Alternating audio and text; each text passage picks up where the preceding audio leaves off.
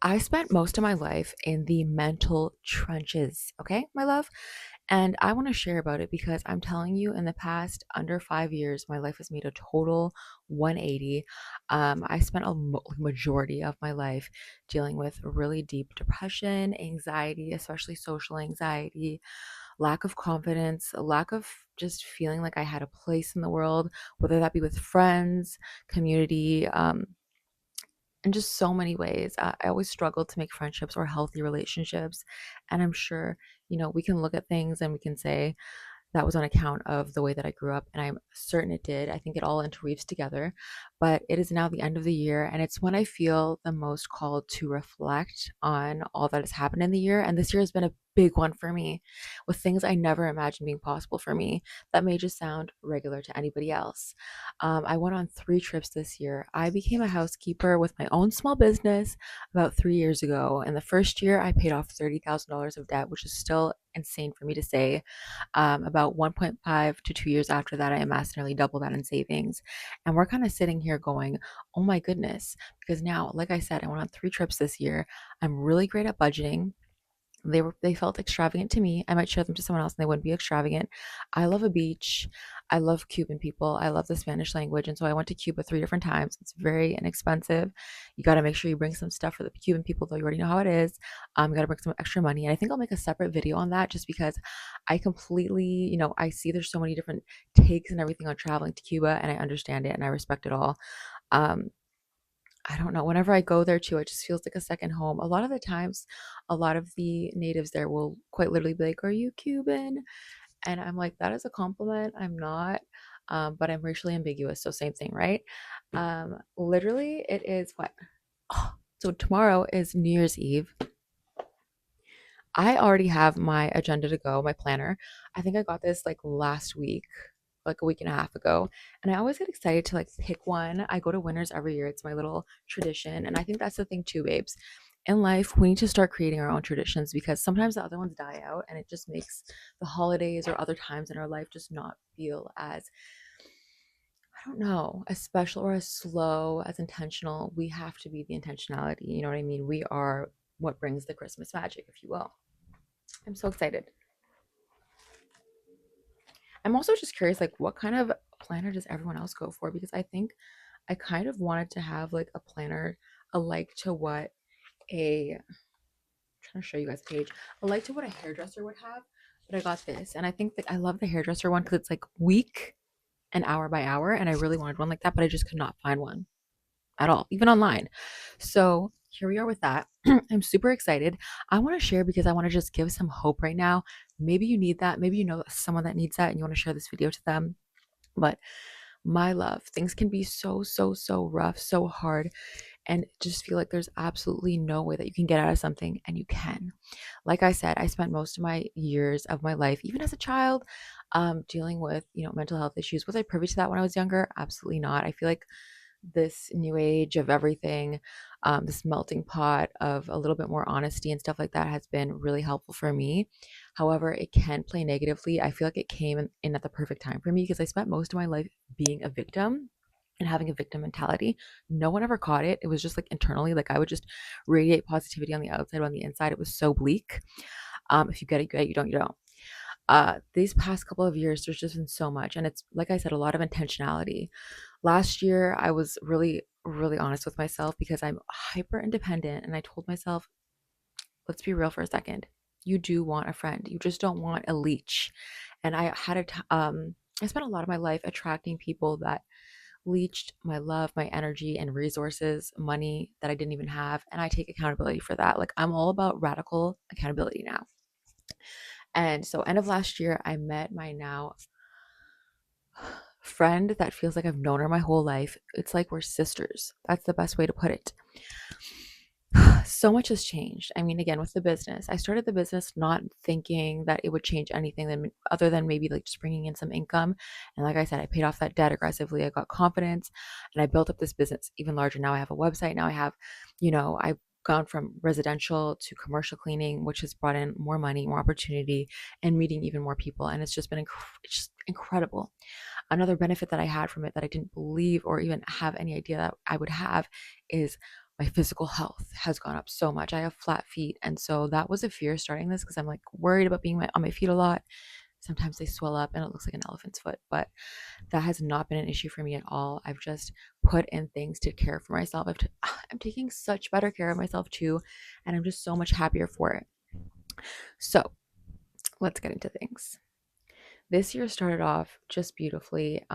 Typically around my birthday, I kind of get like the birthday blues or whatever. And I think in the past couple of years, I've just kind of really learned the importance of intentionality and planning. And I'm a planner, but when it came to certain things, like I said, birthday blues, I just was like, how can I make this time go by quicker?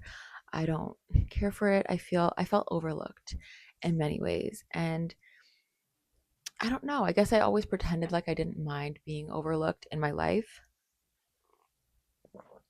but it couldn't be further from the truth because when it was anyone else's birthday or anyone else's special day, babe, I'm the first one there with a sign cheering you on. I love to see everyone win. It doesn't take anything away from me. So this year I said, you know what? I really would love to just go away. I love being on the beach. I love doing a little bit of painting, watercoloring, and I'm not good at it at all, but it's just so much fun. And so that's what happened. That was my first trip. The second trip, I got engaged. It was a last second impromptu idea for me to go on this trip. And then I mentioned it to my partner, and he was like, oh my goodness, let's go. Unbeknownst to me, perfect timing, just the day before our trip, the evening before, I think, is when my now fiance got the ring in the mail. So it arrived just on time. It's incredible. It's just so insane to think we went on the trip. It was beautiful, absolutely beautiful. Again, beach, and like my heart. It's so weird because I was born in Canada, so like beaches are not really a thing the way they are everywhere else. Like we have the lake, but the lake is smelly sometimes and dirty, and you have to watch the E. coli levels. So it's just a totally different thing, and it's freezing all year round. So that was just incredible. And then my third trip was a little less impromptu. I mean, the planning of it was a little more impromptu, which is very my style. I like to have a mixture of planning and a little bit of fun. And so I was like, I really want to go on a trip alone. I know I want to go to Italy. I know I want to go to Spain. I want to go to Zanzibar. I know I want to go to so many places, but I just was not in the frame of place of mind or body where I felt like I had the energy to do any of those things. And I just wanted to go somewhere and kind of let go and feel free and relax. And so I chose, I'm like, Cuba. It's, really inexpensive. I think I paid $1,200 to $1,400. This hotel did actually have a single occupancy fee, and I paid extra because I would have a butler and I would also have a swim up room. And the room was just wonderful. And having a swim up room was beautiful. It was just so nice to float around. Sometimes I'd fall asleep in the pool just on a floaty. Um, but that trip was super fun too because I feel like I just went more all out, and I'm a lot more conservative, especially with money. And especially if something is not going to impact those I love me in a positive way. Like, not that it was going to impact them in a negative way, but if it doesn't do anything for anyone else but me, I have a difficult time doing that thing, even if I want to do it, which is something that I'm actively working on. Sorry, I need a little sip. I hope that you have a beverage with you too. What's your go-to bevy right now? I usually have three in the roster, and right now it's tea, a bottle of water, and we have this coffee with me. But I love a good sparkling water, and I don't know if you're Canadian, President's Choice. They have such great, incredible sparkling waters. One of them is like pina colada inspired. It has pineapple, has coconut. It's delicious. It's good, cold or warm. I don't know. It's just amazing. But I'm so sorry. I shouldn't have put the mic right near my mouth when I was doing that. But anyhow, so many incredible trips. I feel like the solo trip, I was so in tune with myself, and it almost happened immediately. Right before I went away, I was having this really huge difficulty with my sleeping schedule, which is kind of happening right now. It happens near Christmas too, with all the holidays and everything. Ask me what day it is. I'm not sure. So that was beautiful. And I feel like also it reset my routine with eating. I don't know. When stress comes my way, I have a difficult time eating. I lose my appetite. Um, and then it leads to me like feeling faint, and then leading faint leads to anxiety for me. So just all of that, I felt like it was like a hard reset. You know what I mean? And it was a lot of reflection, and I had intentions to work on my business, just like on the back end stuff. I totally forgot that most websites are blocked or banned. in Cuba. So I wasn't even able to access my website or any of the things that I would utilize to do anything. However, I had my brain and I had a notebook, and that was, you got to work with what you got. And so that was a lot of fun. Um, and I'm saying all of this, and it feels natural saying all of this, but if we went back to just a few years ago, like I said, I was struggling a lot and it took an impact on me physically. I gained a lot of weight. This was also during COVID, and like the gym was closed, and me in the gym. For me, the gym is not just like the physical. Like I love the physical results, don't get me wrong. Don't get it twisted. But it's really the mental for me. It's like genuinely an antidepressant for me. Um, and I've been on antidepressants and they personally weren't for me. You know what I mean? But I'm not, if it works for you, it works for you. And I love that. Again, it's the same thing with like birth control. No, it didn't work for me because I have severe, insane cramps, and it did help with them. Um, and with the bleeding a bit, but it was just like I had no energy. You know what I mean?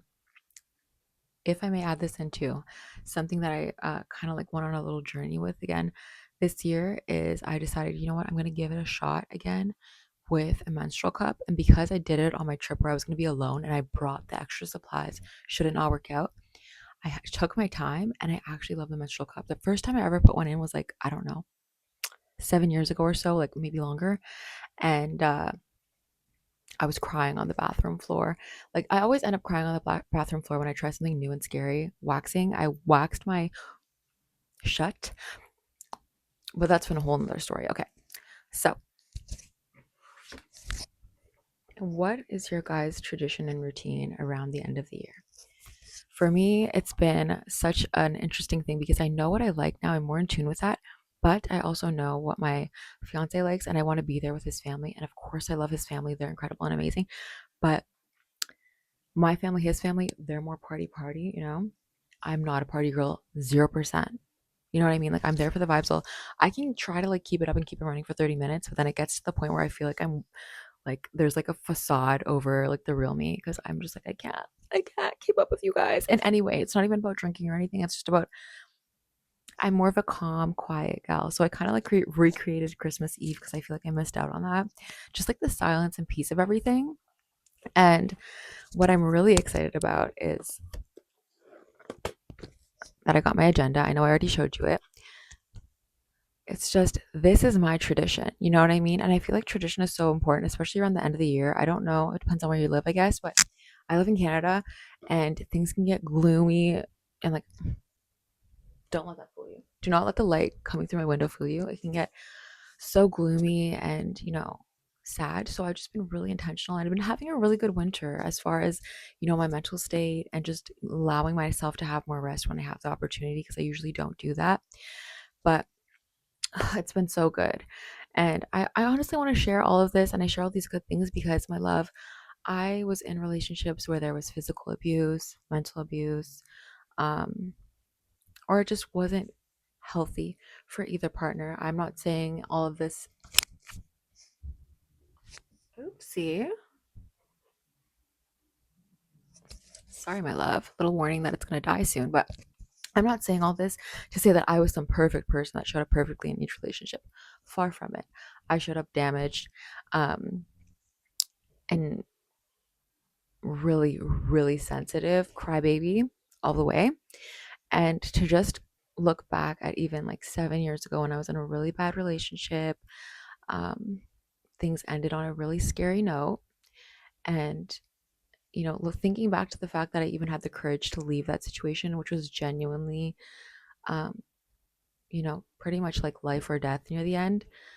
Uh, I wouldn't have been able to do it without my family. And I feel like now I just look at things and I'm like, I have a friend. And then last night, I've been working on like rekindling friendships with two gals that I really loved in high school. And like we were all going through our own things and we all just showed up in like really bad ways at times. But everyone's taking accountability. We've changed so much. And it's just like, it's rewiring my brain. I feel like these really good, healthy relationships, the new ones, the rekindled ones, are showing me how much I've grown and changed and how much other people are and how capable we all are of change. And it's also opened me up to the realization that like I'm likable by other people because I like myself. I do. but I just didn't think other people would like me, and I just feel liked. I feel loved, and it's not even about me trying to fit in. I don't. I'm just being me. And to be accepted in that way, it's just so wonderful. And I feel like my confidence has also gone up in that these great friendships, especially the friendship that I made last year, that's just grown stronger and stronger and stronger. I just feel like when I am in places where I'm, here, maybe I'm supporting someone and I just don't feel like anyone cares. I can't explain it. Like maybe you can relate to this more if I explain it a little bit more. I'm very fly on the wall. Like um I think we all have a big personality in our own ways. It doesn't mean you're loud. It just means you have the pieces of you that make you you. And when I'm in a group or even when it's one on one, often with people, like they will, share with me about their life and I'll be fully engaged. I'm always fully engaged. Where's my phone? I don't know. I don't care. You know what I mean? And then it's like they'll ask about me, and the second they ask about me, they're going on their phone, or they walk away if it's like a large group, or I'm just like, it's like I'm not there, you know what I mean? And like this has happened to me before with trips and everything too. I go away with, and then I will, literally like I'm grabbing your hands. Hey, love, I'm just gonna go off to the bathroom. I'll be back in 5 minutes because people think I'm a runner just in general in life. Like I don't communicate that I'm gonna leave. I'm just a wanderer. I am a wanderer, but I'm a responsible wanderer and I will let people know. But it's almost like no one hears me. You know what I mean? Even if I look people in the eyes, it's like sometimes I feel like I'm a ghost. And I honestly don't feel that way anymore. I have fully accepted those. I'm not saying it doesn't hurt me because it still does hurt me a lot. But I just feel like the really great relationships in my life where I can fully be me, be heard, to be seen as to be loved, to be known and understood as to be loved. I feel that in other places in my life. So when I am in those fly on the wall, invisible ghost human situationships or situations, sorry, it doesn't it doesn't hurt me the same way. I'm just like, well, this is like hurtful, but this person loves me and cares. But like I have those funny moments and those sweet, precious moments in my head where I'm just so grateful now that I have people in my life I never thought I would that cared and that I care for so deeply. And it's an exchange, because I am a massive giver. I love to give. Like if I have something that I love that isn't like a gift that somebody else gave me, but I got it for myself and I'm like, it's not live or die for me, and I can tell someone else really loves it. If I can tell you really need some of my time and I have the time, I didn't used to do this before. If I didn't have the time before, I'd still do it. But if I didn't have if I have the time, I have a huge heart. And I'm not saying that like I'm some perfect this or that, but you know what I mean? Like I have a really big heart. I'm very emotional. And that's something I've always been teased about, even though people would benefit off of it consciously. And that's another thing in itself, right? But I just have people in my life that are also givers. So we're giving from full cups. And I feel like it's just like this beautiful exchange. And I'm not saying it's an equal exchange because I'm never counting. But you notice those things when you're a giver or a lover and people are like looking in your cup to see if there's anything left after they took like 50% of it, the contents. You know what I mean? And so like I'm in relationships now. Like, okay, actually I need to get into this. I'm in relationships now where I genuinely am like, I feel energized by them. There's all these like, I don't know. I don't know if they're catchphrases. I don't know if there's like actual research on it. I'm gonna be honest, I don't know. Um, introvert, extrovert, ambivert, all those kind of things. And so for the longest time, when people would be like, oh, like what are, if they asked me about it, I never like really identified with it. But I'm like, oh, I think I'm probably an introvert because I like to spend a lot of time alone. I hate labels. Remove the labels. But if a label works for you, do it. You know what I mean? I just hate labels because it feels like it puts me in a box. I don't like being in a box. Okay. Um, sorry. Sometimes I lose my train of thought, but I'm not any of those things. I'm just Tristal. Like I feel comfortable and I'm more open if I'm provided a space to be open with, and I provide people spaces to be open with, which is why people of all different, if you want to use those titles, introvert, extrovert, whatever, all feel comfortable around me. I get along really easily with most people. I'm very much like I don't want to say that I'm not fake, but I have so many facets to like who I am as a person that when I'm with you, I'm like a shapeshifter, but not because I'm changing as I'm trying to like make you like me. You're just bringing out a different piece of me, right? Like there are pieces of me that are still super childlike and childish. I'm almost 30 years old, and if my brother is around, you bet your bottom dollar I'm going to be crawling on the ground, tweaking around him. Mind you, he's almost 32. We're going to be tweaking together. We're going to be dancing weird. We're going to be making weird voices. Um, if I'm with my sister, I'm very like sisterly and cuddly and cozy. If I'm with a client, um, I'm still me. Like I'm very bubbly, but bubbly and professional. Like if my family saw me, they'd be like, "Who's that?" But that's normal. Like you have different faces for different places, and I don't think that's weird. So I'm gonna trademark that, different faces for different places. But yeah, I think a lot of the times too, like I used to get myself caught up in the overthinking of it because I'd be like, "Am I fake?" But you're not fake. Another thing that I do that is really curious that I've shared with people, and I've noticed that a lot of other people do it too, and I think it's just natural. It's this beautiful, like chameleon kind of thing where not everyone does it, but like if I'm in an environment, especially for a certain amount of time, like I'll start almost speaking like the other person, unbeknownst to me, and they're like, "Oh, like, is that an accent?" And I'm like, sorry. Like I've had people say that I have um like I sound like I speak Spanish, and like they'll speak to me in Spanish. Oh, sorry, we thought we heard an accent on you and stuff like that. And I think it's just very much of like when I'm in an environment, I like to seep into it, which is why I cannot be in negative environments or like unhealthy things that don't jive and vibe with me, because the environment like washes over me and like gets absorbed through my skin.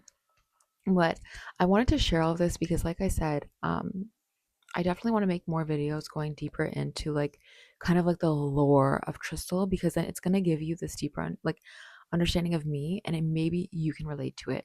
But another thing I want to share. See, like I'm a rambler. I'm going to like try to like lock in a bit more on these videos, but I'm a rambler. These are my first couple of videos, so like give me a little bit of grace. But shoot, what was I going to say?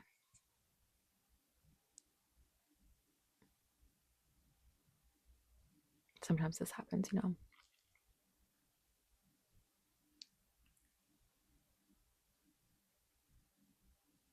Well, anyways, let's just switch the topic up a little bit if I can't remember. But we oh, okay.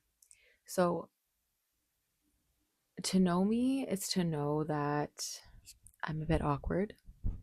To know me is to know that I'm really loving and kind. I go above and beyond. And to know me is to know my backstory. And that's something that I would definitely want to share, because I just wish there was a way that I could almost like put it into like a 15-second video, but my life, all of our lives are too complex to do that, to show you guys and like shoot it through the screen so you could see like where I was and how far I've come, because I want you to know change is possible. Change is so possible. It is scary and it is hard. A lot of the biggest, boldest changes I've made alone, but many of them I've made in community, which was the hardest part for me. That never came naturally. I've never been like a group thinker. I've never been like a let me rely on somebody kind of person. I've been overly independent. And that's played a lot to me having a lot of strength and comfort in myself. Um, when people have made fun of me, especially as a child, I was, I don't want to use the word bullied, but I was made fun of a lot in all spaces. I never had a safe space where I didn't feel like there was like some kind of a target on my back. I never looked at it that way, but I just felt like any space I went in, I was ready and like mentally armoring myself to be made fun of, even as like a little kiddo. And um that kind of left me so that I felt on edge a lot, and I felt very, as I got older, I started to feel very defensive. I'm very protective of me, you know. And I look back at photos and sometimes I cry because I'm just like, why were people so mean to her? Why? But that was a them issue and it was never a me issue. But it makes me emotional because I love her so much. I love me so much. I love little baby me. I'm very overprotective of children and like just teenagers, because yes, teenagers have an attitude, most of them. I did too. I'm very protective of them and like being kind and sweet and treating them like a human, you know. Of course, like be authoritarian over them. Like somebody needs to guide them. You know what I mean? Like they're teenagers, they're gonna do some stupid shit if you don't scare the crap out of them. But doing things like, you know, I guess the best you can. Um, but yes, I look back at myself and my love, like if I could just give you that, it might give you some hope because I actually had a couple years in my life where I wouldn't say I was a mute. I was not a mute, but I was close to that. If I was meeting new people or anything, it was almost like I'd choke. I couldn't speak. Sometimes I'd get so anxious or just uncomfortable speaking. And, you know, I felt embarrassed by that. But a lot of it was anytime I did speak or say anything, it was ridiculed by everyone. Literally everyone. There was no, you know, I was weird. The only person that really saw me as me and like loved me as I was and never made fun of me was my grandma. And when she passed away, that was such a hard time for me. Such a hard time. I still cry about her like probably a couple times a month. Now it's more from a place of missing her and just loving her and feeling grateful that I had that kind of love in my life because I don't believe I'll ever find it again besides in God. Um, but if you could see, you know, the crying, I used to cry daily, morning, evening. Like I'd go into like the bathroom when I worked a job, and like I work now, but like I have my own business. So it is, I still made myself a job. That's a whole other story in itself. But go in the bathroom and cry and just my heart aching. And you know what? Another thing was I relied on alcohol. It became a crutch for me. And I spent a lot of time alone. And then when I was living on my own when I was younger, you know, it was just not a good time. I didn't think I was lovable.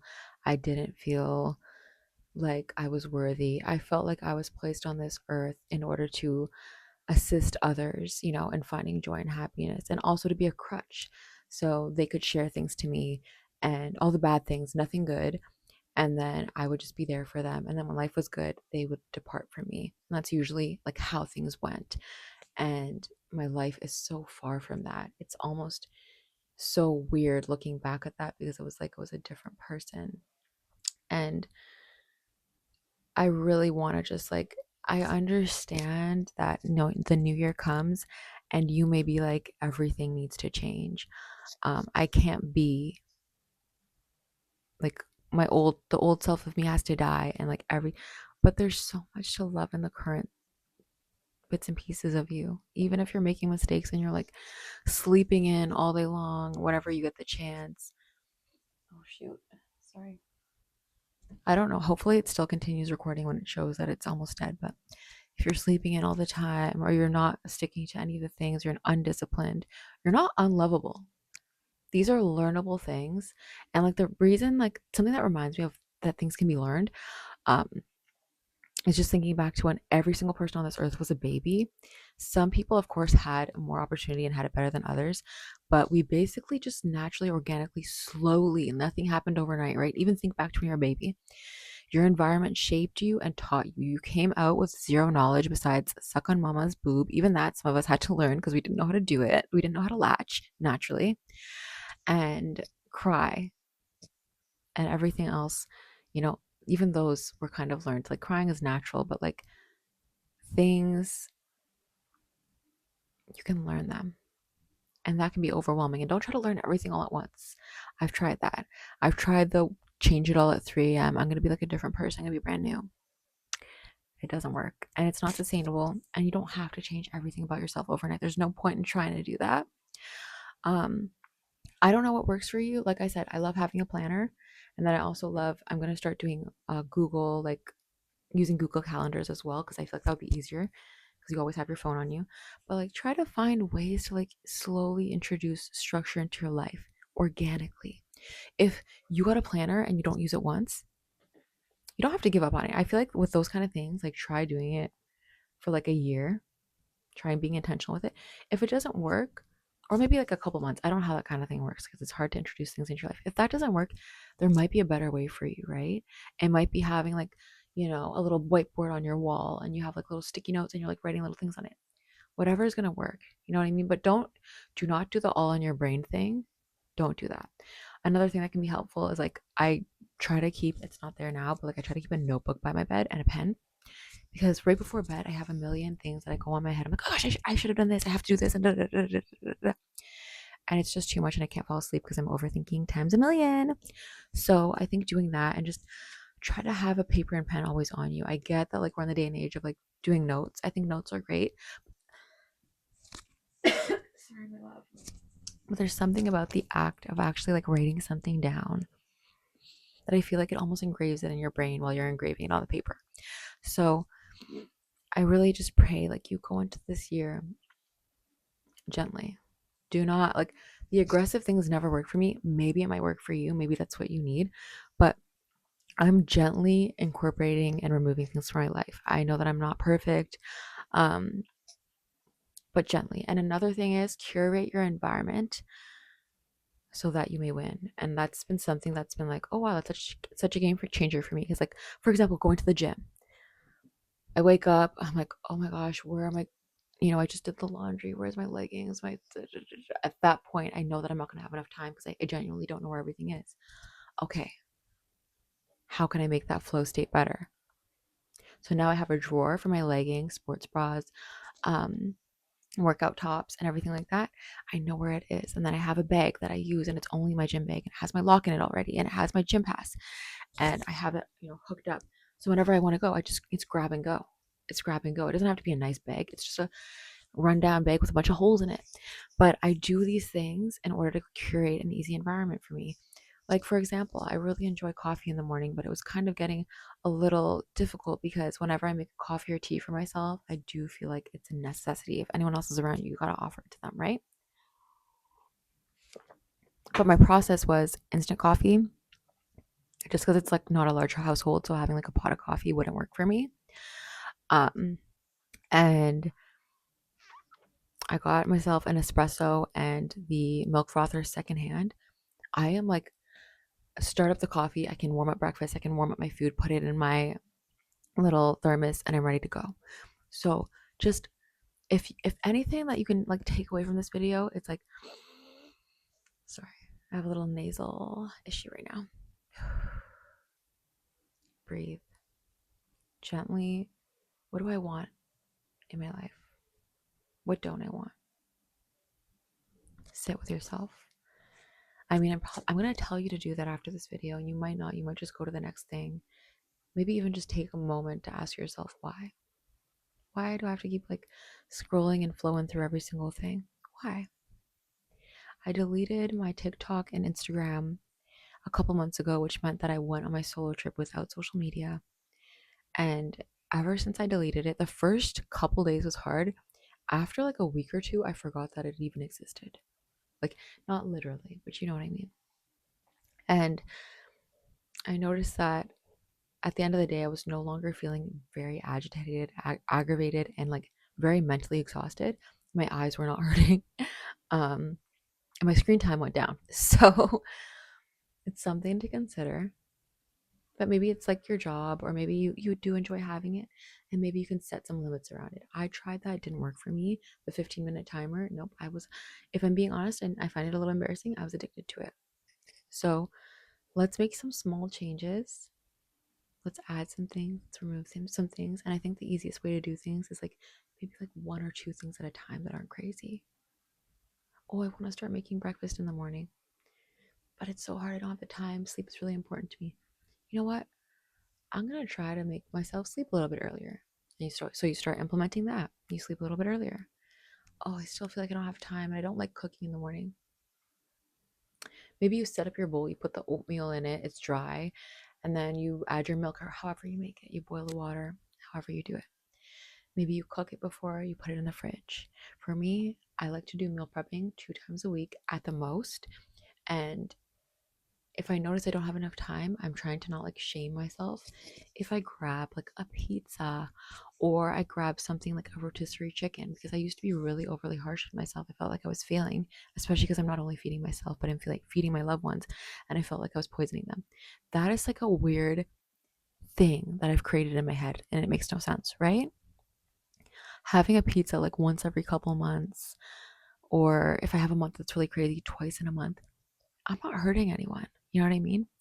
So you have to fit grace into your plan because you're not going to be perfect with it. And that needs to be expected. And you need to allow yourself room for failure. But you're not a failure. You're you. So I love you. If you watch this whole video, I almost feel emotional because I'm just like, maybe you resonated with what I said in one way or another. And I definitely want to elaborate more on the things that I brought up. May this year be a beautiful one for you. And if you're watching this and it's like midway through 2026 or it's like 2030, it's all going to be okay. It's all going to be okay. We're good. You know, like feel sometimes like I just have to like hug myself. I'm a hugger. I need at least like 2 hugs a day or I won't survive. And thankfully, like my clients will randomly hug me or my family.